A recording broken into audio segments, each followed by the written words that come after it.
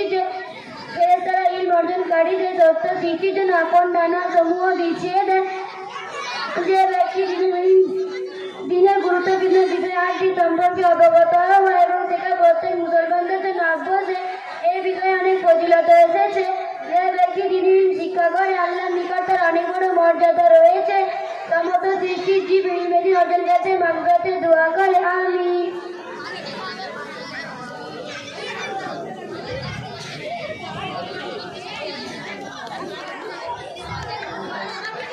তুমি ধর্মের সূত্রে কে? তোমার ধর্ম কি? ইসলাম কি শিক্ষা দেয়?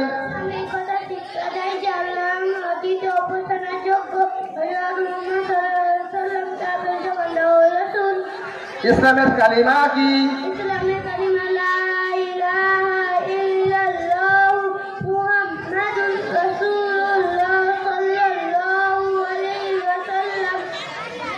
সবাইজন বলো, আমাদেরকে এবং আমাদেরকে চন্দ্র সূর্য পৃথিবী আকাশ সমস্ত সৃষ্টি জগৎকে কে সৃষ্টি করেছেন?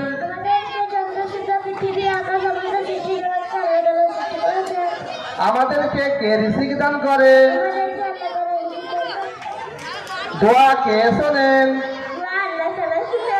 জীবন মরণ কে দান করেন? মুসলমান একমাত্র কার সম্মুখে মাথা নত করে?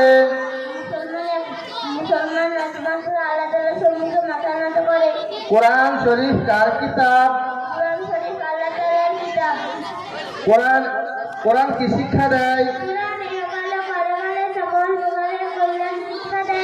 মৃত্যুর পর কি পুনরায় জীবিত হতে হবে? ফেরেশতা কাদের বলে?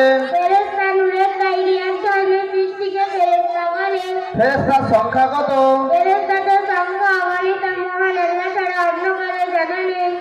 বিখ্যাত ফেরেশতা কয়জন? নাম বলো।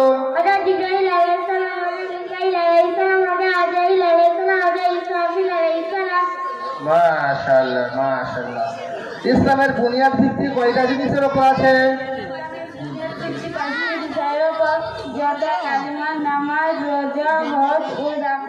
মাশাআল্লাহ। ইসলাম ধর্মে সর্বাপেক্ষা গুরুত্বপূর্ণ ইবাদত কোনটি? ইসলাম ধর্মের ইবাদত নামাজ। নামাজ। আজ নামাজ সর্বশ্রেষ্ঠ ইবাদত হচ্ছে নামাজ। নামাজ বাদে আমরা সব ইবাদত করে থাকি। আমরা মানুষকে যাকাত দিয়ে থাকি, ফিতরা দিয়ে থাকি, কোরবানি বছরে বড় গরু 1 লাখ 1.5 লাখ টাকা দিয়ে কোরবানি করিয়ে থাকি। এতে পয়সা খরচা হয়, কিন্তু এমন একটা ইবাদত যে ইবাদতে আল্লাহ তাআলা পয়সা খরচা করতে বলেননি। শুধু নামাজ পাক হবে আর দুনিয়ার পৃথিবীর যে কোনো প্রান্তে আপনি যেখানেই দাঁড়াবেন সেখানে পাক জায়গাতে নামাজ হয়ে যাবে। আপনি যাকাত দেওয়ার জন্য দরজায় দরজায় যেতে হবে এবং আপনার পাশে গরিব আসবে, দেখবেন কত আনন্দ লাগবে, কিন্তু নামাজ আমরা পড়ি না। এই জন্য নামাজ আল্লাহ তাআলা আমাদেরকে সর্বশ্রেষ্ঠ ইবাদত দান দিয়েছেন। কোন মাসে রোজা ফরজ হয়? মুসলমান হজ করতে কোথায় যায়? মাশাআল্লাহ মাশাআল্লাহ, খুব সুন্দর হয়েছে। আরো গুরুত্বপূর্ণ কিছু বাচ্চাদের কাছ থেকে শুনে নেব, যেগুলো আমরা কোরআনে কারীম সম্পর্কে আমরা জানি না, একটু শুনে নেব। বাবু তোমরা বলো তো, কোরআনে কারীম কত বছর ধরে অবতীর্ণ হয়েছে? কোরআনে কারীমে 23 বছর অবতীর্ণ হয়েছে। কোরআনে কারীমে কত পারা আছে? কোরআনে কারীমে 30 পারা আছে। কোরআনে কারীমে মোট কয়টি সূরা আছে? কোরআনে কারীমে 144 সূরা আছে। জান্নাতের দারোগার নাম কি? জান্নাতের দারোগার নাম রিজওয়ান। জাহান্নামের দারোগার নাম কি?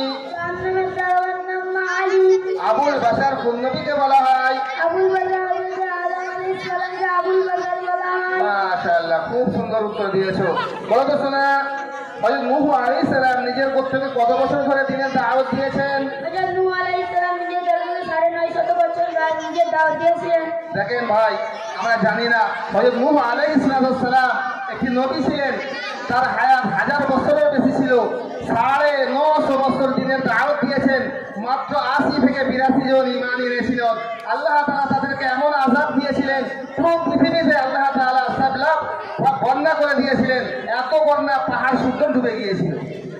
40 দিন পর্যন্ত পুরো পৃথিবী ডুবেছিল। এই জন্য আমরা এই গুনাহ থেকে আল্লাহ তাআলা আমাদেরকে হেফাজত করুক, যে প্রতিটা ইবাদত, প্রতিটা আমল আল্লাহর হুকুম নবী করিম সাল্লাল্লাহু সাল্লাল্লাহু আলাইহি ওয়াসাল্লামের তরিকা অনুযায়ী করব। নূহ আলাইহিস সালামের গোত্রের উপর কিসের আযাব এসেছিল? হযরত নূহ আলাইহিস সালামের গোত্রের উপর পানির আযাব এসেছিল। আর নূহ আলাইহিস সালাম আযাব থেকে বাঁচার জন্য কি তৈরি করেছিল? হযরত নূহ আলাইহিস সালাম আযাব থেকে বাঁচার জন্য আল্লাহ তাআলার আদেশে নৌকা বানিয়েছিলেন। মাশাআল্লাহ, খুব ভালো। নূহ আলাইহিস সালামের নৌকা কোন পাহাড়ে দাঁড়িয়েছিল? হযরত নূহ আলাইহিস সালামের নৌকা দুটি পাহাড়ের উপর দাঁড়িয়েছিল। নূহ আলাইহিস সালামের ছেলে, আমরা ভাবি হাজী সাহেবের ছেলে, গাজী সাহেবের ছেলে, ইমাম সাহেবের ছেলে, আলেমের ছেলে জান্নাতে চলে যাব। মুসলমান নবী সাল্লাল্লাহু আলাইহি ওয়াসাল্লামের নূহ আলাইহিস সালামের ছেলের কেনান সেও জাহান্নামে যাবে। লূত আলাইহিস সালামের স্ত্রী সেও জাহান্নামে যাবে। নবীর ছেলে বলে ছাড় দেয়নি। আবার আল্লাহ তাআলা দেখিয়ে দিয়েছেন ইব্রাহিম আলাইহিস সালামের আব্বাকে আল্লাহ তাআলা জাহান্নামে দেবেন। নবীর ছেলে কাফের, কাফেরের ছেলে নবী। আল্লাহ আপনার দুনিয়াতে সব কিছু দেখে দিয়েছে। নবী সাল্লাল্লাহু আলাইহি ওয়াসাল্লাম উম্মত হয়েছি, দিলে ফিনান হয়ে গেছে, আমাদের কবরে কিছু আযাব হবে না, সোজা জান্নাতে চলে যাবে না। ভাই, এরকম আশা করবেন না। আল্লাহ তাআলা আমাদেরকে মাফ করুন। ভাইজান, এলসিডি বন্ধ হয়ে গেছে, লক্ষ্য রাখুন। মায়েরা দেখতে পাচ্ছেন না, মা বোনেরা দেখতে পাচ্ছে না। এলসিডির দায়িত্বে যে আছেন একটু দেখেন, নাহলে জলসা প্রোগ্রাম বন্ধ হয়ে যাবে। একটু তাড়াতাড়ি দেখেন ভাই। মুসা আলাইহিস সালাম কে ছিলেন? মুসা আলাইহিস সালাম আল্লাহ তাআলার নবী ছিলেন। মুসা আলাইহিস সালাম লালন পালন কোথায় হয়েছিল? মুসা আলাইহিস সালামের নাম ফেরাউনের রাজপ্রাসাদে হয়েছিল। একটা বড় কাহিনী আছে। সব থেকে বেশি নবীর কথা এসেছে হচ্ছে মুসা আলাইহিস সালাম। বেশিরভাগ পাড়াতে মুসা আলাইহিস সালামের ঘটনা আছে, লম্বা ঘটনা, অনেক প্রোগ্রাম আছে, কথা বলার সময় নাই, আমরা পরের প্রোগ্রামে চলে যাব। ফেরাউন কে ছিল? ফেরাউন মিশরের এক ক্ষুধার্ত বাদশা ছিল। মুসা আলাইহিস সালামের উপাধি কি ছিল? হযরত মুসা আলাইহিস সালামের উপাধি কালিমুল্লাহ ছিল। হযরত মুসা আলাইহিস সালামকে কালিমাল্লাহ কি কারণে বলা হতো? হযরত মুসা আলাইহিস সালামকে কালিমুল্লাহ এই কারণে বলা হতো যে হযরত মুসা আলাইহিস সালাম আল্লাহর সাথে কথা বলেছিলেন। মাশাআল্লাহ। হযরত মুসা আলাইহিস সালাম কোন পাহাড়ে আল্লাহর সঙ্গে কথা বলেছিল? হযরত মুসা আলাইহিস সালাম তুর পাহাড়ে আল্লাহর সাথে কথা বলেছিলেন। আল্লাহ তাআলা হযরত মুসা আলাইহিস সালামকে কোন গোত্রে নবী করে পাঠিয়েছিলেন? আল্লাহ তাআলা হযরত মুসা আলাইহিস সালামকে বনি ইসরাইল ফেরাউন ও তার গোত্রের কাছে নবী বানিয়ে পাঠিয়েছিলেন। আল্লাহ তাআলা মুসা আলাইহিস সালামকে বনি ইসরাইল, ফেরাউন, আর মুসা আলাইহিস সালামের ভাইয়ের নাম কি? হযরত মুসা আলাইহিস সালামের ভাইয়ের নাম হযরত হারুন আলাইহিস সালাম। মাশাআল্লাহ, খুব সুন্দর, তোমরা খুব সুন্দর উত্তর দিয়েছো। পরের প্রশ্ন, হিজরি বছর কখন থেকে শুরু হয়? হিজরি বছর নবী সাল্লাল্লাহু আলাইহি ওয়াসাল্লামের হিজরত থেকে শুরু হয়েছিল। মক্কা মুকাররমা কবে বিজয় হয়েছিল? মক্কা মুকাররমা 8 হিজরিতে বিজয় হয়েছিল। নবী সাল্লাল্লাহু আলাইহি ওয়াসাল্লাম এর মৃত্যু কার গৃহে হয়েছিল? নবী সাল্লাল্লাহু আলাইহি ওয়াসাল্লামের মৃত্যু আয়েশা রাদিয়াল্লাহু তাআলা আনহার গৃহে হয়েছিল।